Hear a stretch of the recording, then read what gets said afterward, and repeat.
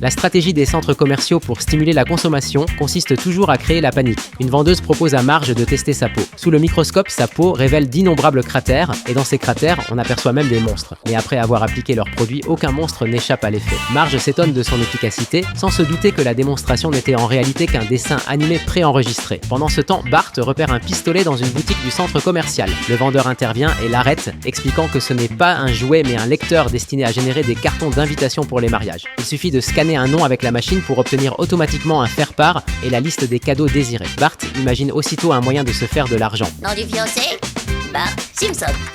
Nom de la fiancée, Donald Trump. De retour à la maison, il appelle Milhouse. Ensemble, ils emballent les faire-part générés et les envoient à tous les habitants de la ville. Même Burns en reçoit un, et il s'irrite en se demandant pourquoi les enfants de ses employés se marient si jeunes. Le jour de la cérémonie, personne ne remarque quoi que ce soit d'anormal. Même le maire arrive avec sa compagne pour féliciter les mariés. Une fois tout le monde installé, Bart ferme les sorties et s'enfuit avec son butin. Quand les invités se rendent compte que quelque chose ne va pas, il est déjà trop tard pour sortir. Faute d'oxygène, tous finissent par s'évanouir. Bart se croit alors auteur d'un crime parfait, mais le chef Wiggum surgit. Il arrête Bart pour sa farce. Au tribunal, le juge présente son casier judiciaire. Marge pense qu'il n'y a rien de grave, mais le juge explique qu'il ne s'agit là que du sommaire de ses délits. Les dossiers complets occupent 3 armoires du tribunal.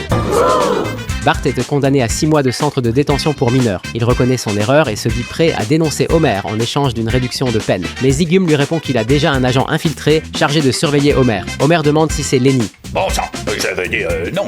Marge, de son côté, tente de protéger Bart de toutes ses forces, mais Wiggum a déjà son propre plan.